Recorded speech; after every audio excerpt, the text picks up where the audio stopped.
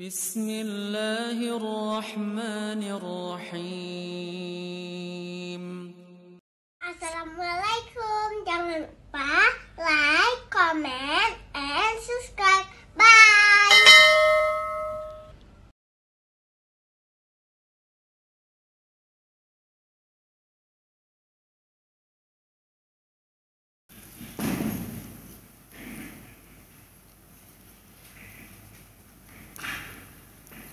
Bismillahirrahmanirrahim.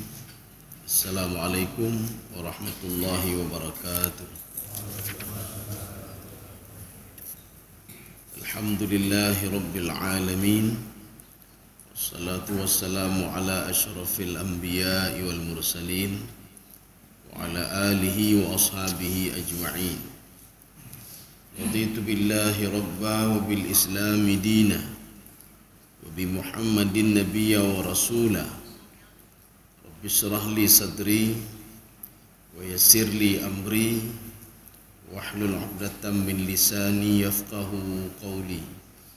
Allahumma ja'al jam'ana hadza jam'an marhuma wa tafarruqana min ba'dihi tafarruqan ma'suma. Kaum muslimin dan muslimat sidang jamaah subuh yang dirahmati Allah. Kita masih pada kajian ibadah hati, yaitu ikhlas dalam beribadah. Jadi kita sudah memberikan ta'rif pengertian ikhlas itu. Jadi ikhlas itu tasfiyatul aqwali wal af'al min syawaib iradatin nafsi ammaratum bisu. Jadi ikhlas itu membersihkan mulut, membersihkan perkataan, dan membersihkan perbuatan itu dari segala sifat syawaibun nafsi, keinginan jiwa yang menggebu-gebu, ingin dipuji, ingin dapat balasan dan lain sebagainya. Ini namanya ikhlas dalam beribadah. Jadi ikhlas kita hilangkan sifat itu. Jadi makanya wa min syawaib iradatin nafsi, ya, ini kita lanjutkan masih pembahasan tentang ikhlas. Ada hati yang menggebu-gebu. Ya, ini artinya hati mengkereop. Kalau enggak dipuji dia enggak senang. Dia kalau tidak diketahui oleh orang lain, dia tidak senang jiwa ini. Kalau tidak diketahui oleh orang lain, tidak didengar oleh orang lain, maka ibadahnya dia susah. Tidak tahu kalau dia bersedekah, dia berbuat kebaikan. Salah satu contohnya apa? Talabu ta'dhimihim li nafsihi. Dia memohon orang lain untuk memuji dia.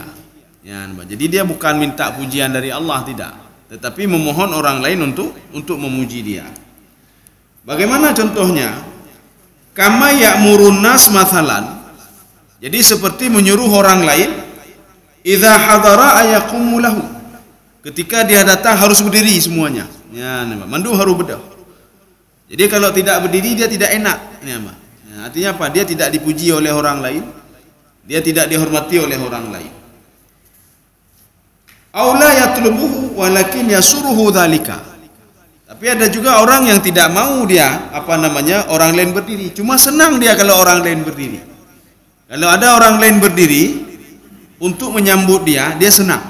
Ini termasuk syawaibun nafsi. Sekarang kita lihat hadis Rasulullah sallallahu alaihi wasallam. Ini hadis ini riwayat Abu Daud, riwayat Tirmizi dari Muawiyah bin Abu Sufyan. Hadis ini sudah disahihkan oleh Albani dalam kitab beliau, kitab kumpulan hadis-hadis sahih. Man ahabba ayyamthula lahur rijalu qiyaman. Barang siapa yang senang kalau dia datang orang lain itu bangun atau menyuruh orang lain untuk bangun, falyatabawa maq'adahu minan nar. Siap-siap untuk masuk ke neraka. Jadi artinya apa? Dia senang untuk dipuji, dia senang orang lain untuk bangun. Hadis ini diriwayat Tirmizi, nanti lihat di dalam hadis Tirmizi. Boleh juga dilihat di dalam hadis Abu Daud. Bisa dilihat di dalam hadis kumpulan hadis-hadis sahih yang dikumpulkan oleh Albani. Kaum muslimin sedang jamaah yang dirahmati Allah. Ada sebuah hadis. Ini mungkin hadis ini pada pertemuan yang lalu kita bahas secara umum. Tapi ini hadisnya. Ini sudah secara khusus. Hadis ini dari Abi Hurairah yang diriwayatkan oleh Imam Muslim. Inna awalan nas yuqda yaumal qiyamah. Manusia pertama sekali yang dihakimi oleh Allah ketika hari kiamat. Ya, nanti kita pasti berpikir begini. Yang pertama dihakimi pasti orang musyrik. Yang pertama dihakimi pasti orang kafir. Yang pertama dihakimi pasti orang munafik. Rupanya tidak. Yang pertama dihakimi adalah orang beriman dulu, Mak. Ya. Kita lihat sekarang. Inna awalan nas yuqda yaumal qiyamah alaihi rajulun ustushhida. Yang pertama sekali dikumpulkan orang-orang yang mati syahid. Ya, kita pernah cerita juga. Memang ini hadis yang pernah kita ceritakan itu ada di dalam kitab Riyadhus Shalihin. Jadi ada seorang pemuda mati syahid. Sahabat menganggap pemuda ini masuk ke dalam surga, mati syahid ya. Tetapi Rasulullah mengatakan tidak. Inni arahu finnar. Saya melihat dia di dalam neraka. Sahabat bertanya, kenapa ya Rasulullah dia mati syahid, dia sahabat engkau, dia bertempur bersama engkau.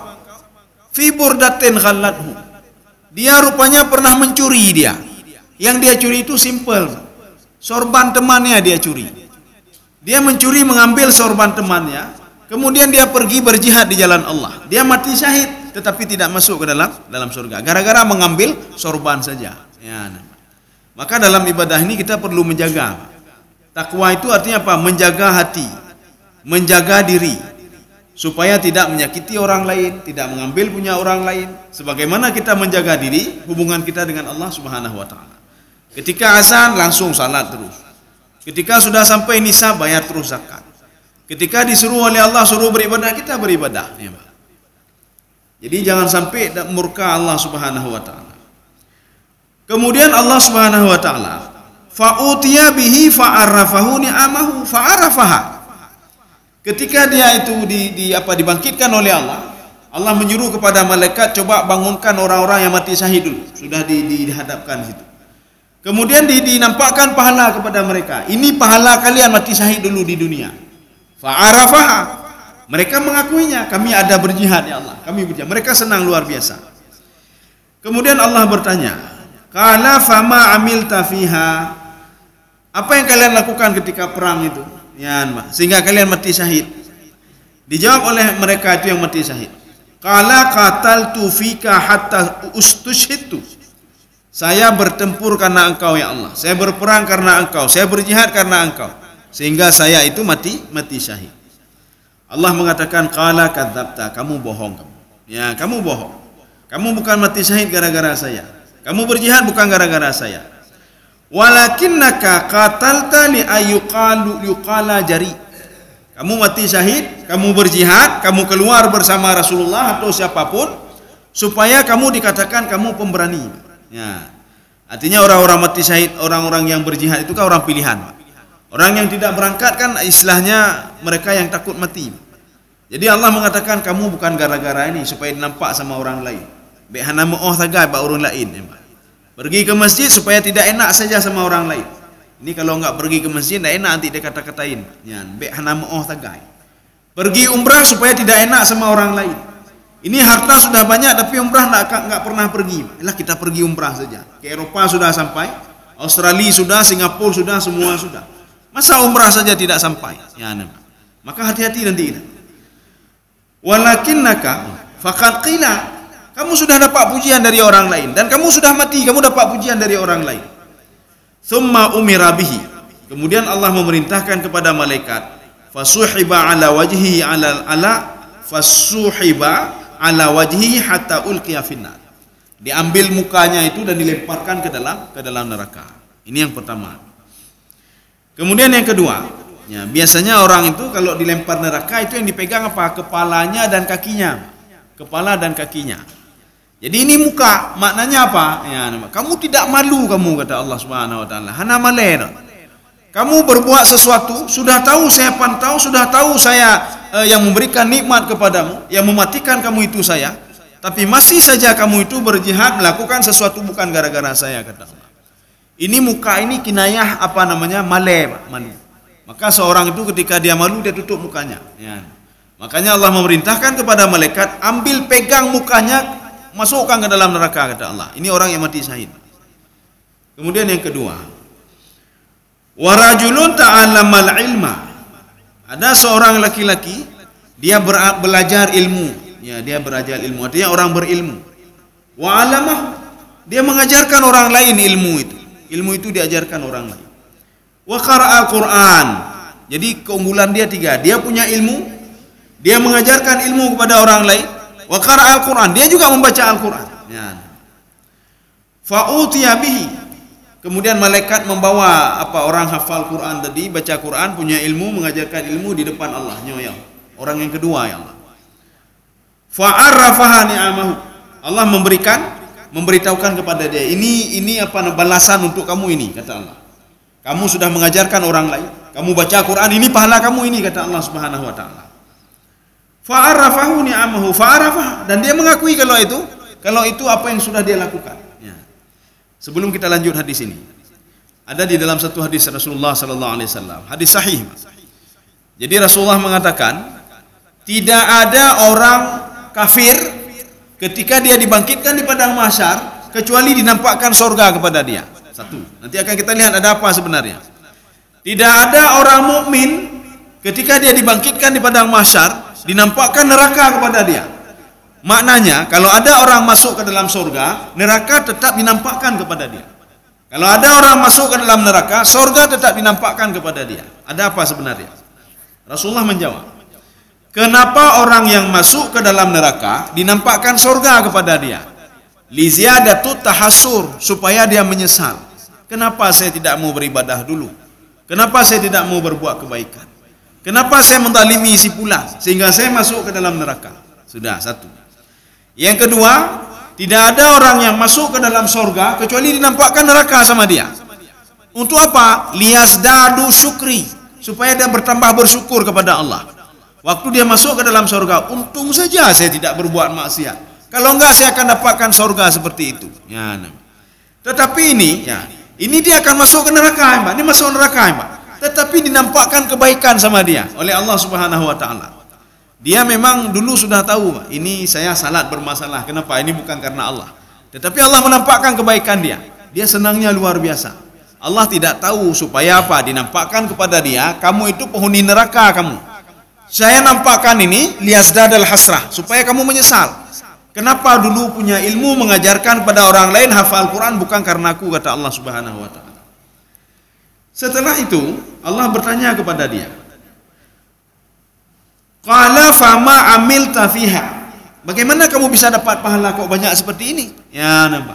Kamu mengajarkan orang lain, kamu kenapa bisa dapat seperti ini banyak sekali? Dijawab oleh pemuda tadi, ta'allamtul ilma wa 'allamtuhu wa qara'tu fika al-Qur'an. Saya belajar mencari ilmu, mengajarkan orang lain, saya baca Quran karena engkau ya Allah. Ya, nampak, karena engkau. Allah menjawab, qala kadzabta, kamu bohong, kata Allah. Kamu bohong. Walakinnaka ta'allamtal ilma liyuqal alim. Kamu belajar itu supaya diketahui kamu itu alim memang, ulama alim memang. Maka ketika kita tidak punya ilmu, kita cari ilmu puluhan tahun. Ketika pulang ke rumah, hai lon ulama lon. Lo ulama boh dah mengah, Pak. Saya orang malim, lon ulama, Pak. Siap-siap saja ni, Pak. Siap-siap saja. Makanya di dalam tafsir Ibnu Abbas, apa kata Ibnu Abbas? Yang dikatakan ulama itu jamak dari alimun, ulama, orang yang banyak ilmu. Yang dikatakan alimun itu manis dadal ulum, orang yang bertambah ilmunya, fasdadal khasyah, makin bertambah takut dia kepada Allah. Tetapi kata Ibnu Abbas, manis dadal ilma, manis dadal ulum, ilmu makin bertambah, walam yasdad al khasyah, tidak bertambah takut kepada Allah, falaysa bi ulama. Maka dia tidak dikategorikan sebagai ulama. Dia menak gede, keung kena kegop, keung gede. Dia mengatakan lon ulama, apa lon ulama? Maka siap-siap seperti ini. Ya. Kemudian yang ketiga. Oh ya, sebelumnya ketika itu Allah mengatakan begini. Faqad qila, kamu sudah dipuji oleh orang lain. Kamu sudah dipuji, kamu dipuji oleh orang lain, kamu seorang penghafal Quran. Kamu tahu Al-Quran, kamu mengajarkan ilmu. Ya. Thumma umira bihi fasuhiba ala wajhihi hatta ulqiya finnar. Sehingga diambil orang ini dan dilemparkan ke dalam neraka. Orang yang ketiga, wa rajulun wasa'allahu alaihi. Ya, orang yang diberikan kelebihan harta. Ya, jadi kelebihan harta. Orang ini wa'atahu min asnafil mal kulliha. Dia berikan kelebihan harta itu untuk si fulan, untuk si fulan, untuk si fulan. Atau dia memberi sedekah, atau dia bayar zakat. Fa'arrafahu fa'utiya bihi fa'arrafahu ni'amahu fa'arrafaha. Kemudian pemuda ini didatangkan di depan Allah dan Allah mengatakan, ini pahala kamu, banyak sekali pahala kamu. Pahala sedekah kamu banyak sekali, kata Allah. Ya, apa yang kamu lakukan? Maza amilta? Apa yang kamu lakukan? Pemuda ini menjawab, qala ma taraktu min sabilin tuhibbu ayyunfaqa fiha illa anfaqtu fiha laka.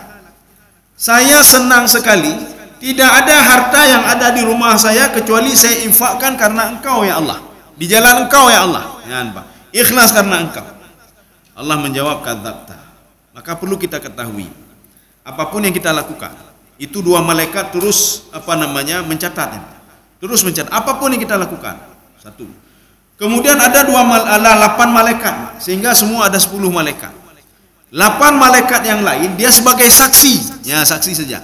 Tetapi dalam catatan, saksi 2 malaikat, saksi 8 malaikat itu hanya zahir saja.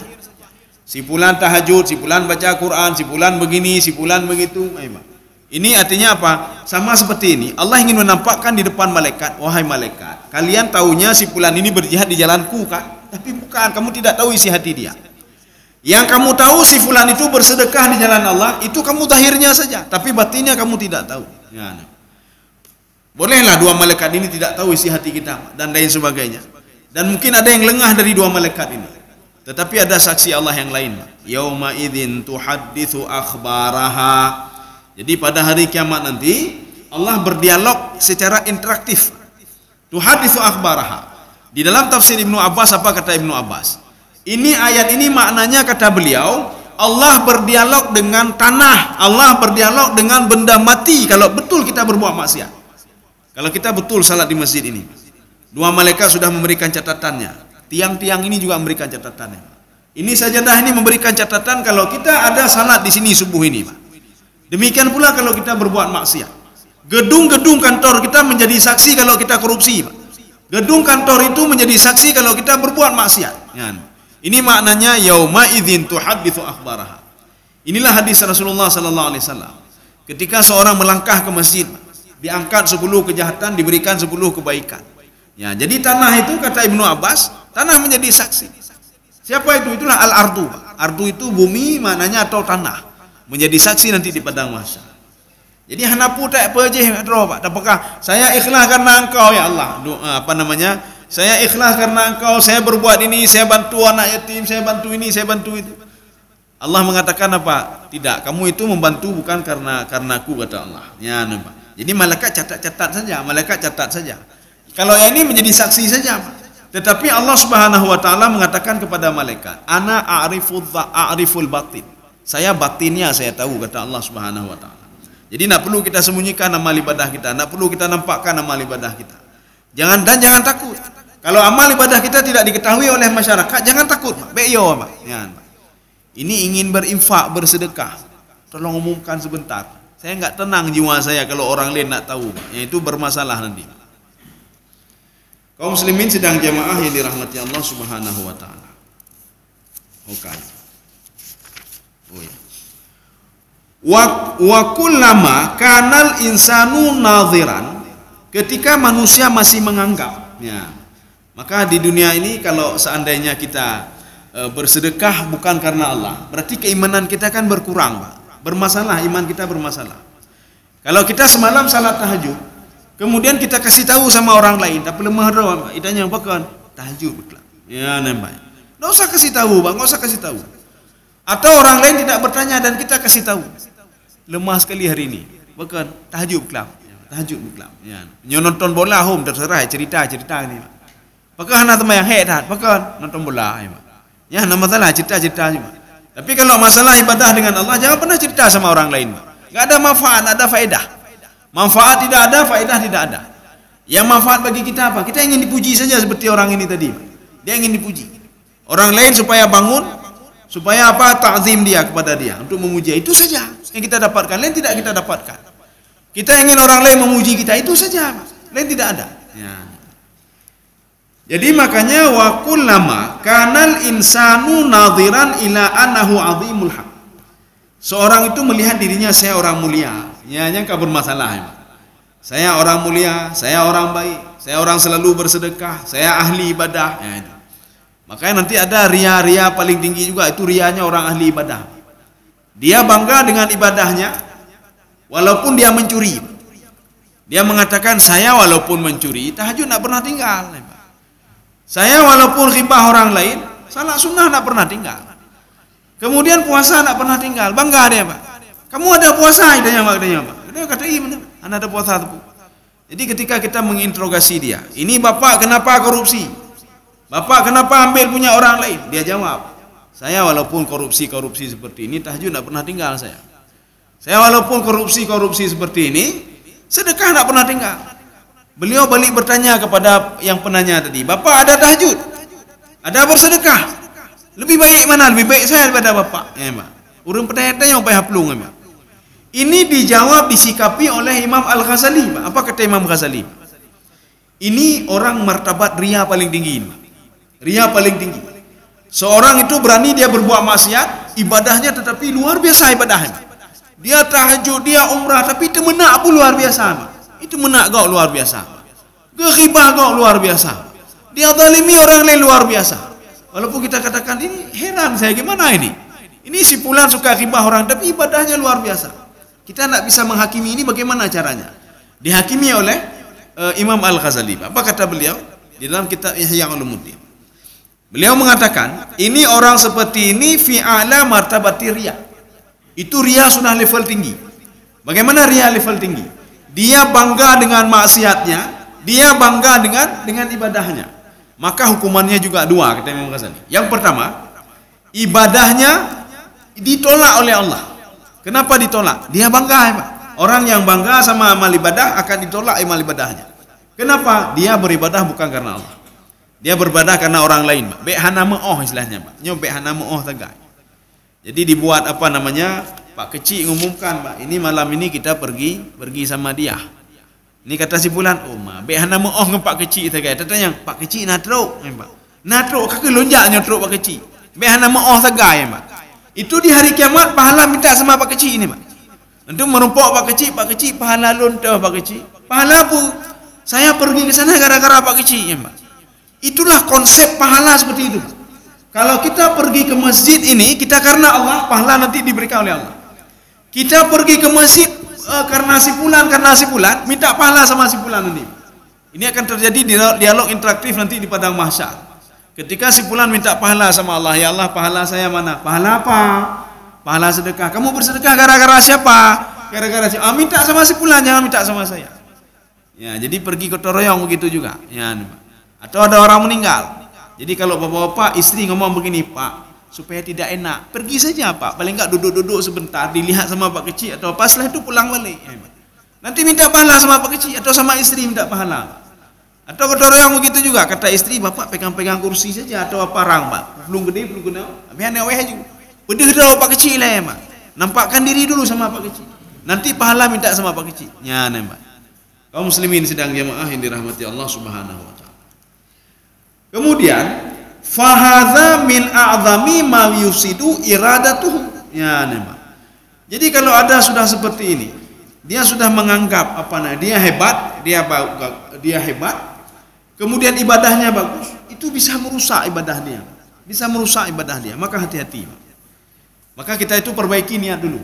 Walaupun nanti ayat hadis innamal a'malu binniyat adalah hadis umum.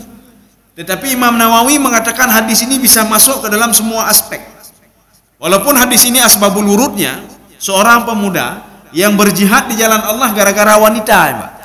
Maka Rasulullah mengatakan kamu tidak dapat pahala jihad. Yang kamu dapat apa? Pahala kamu ingin ketemu dengan wanita itu. Itu saja yang kamu dapat. Kamu bisa ketemu dengan dia. Tapi pahala tidak dapat. Ya, maka perbaiki niat. Apapun yang kita lakukan. Ini mau pergi umrah misalnya. Segolong daftar, perbaiki niat dulunya kepu le umrah kepu. Menyoyak pedih bagop harta bagopnya hana guna. Baik lebih baik berangkat umrah. Kalau cuma ingin menampakkan pada orang lain saya banyak harta juga, saya juga bisa berangkat umrah. Lebih bagus jangan berangkat saja. Kita kan mau ibadah kepada Allah Subhanahu wa taala. Kalau mau kita diketahui ibadah kita oleh orang lain, hana perlu ajak kenan. Buat saja apa miniatur Ka'bah itu putar-putar. Ini apakah you saya sedang tawaf, Mbak. Nyutuk ke dia dah pegaknya. Ni tawaf, Bu. You sedang tawaf, you sedang sa'i, Bu. Sedang baca Quran. Ni, Mbak. Taruh lagi HP di depan, sedang salat sunat. Allahu Akbar. Matakanlah HP ni. Kalau demikian untuk apa? Rugi saja kita beribadah. Habis peng-peng untuk dah jauh umrah. Habis waktu, habis kesempatan, keluarga kita tinggalkan. Terima kasih.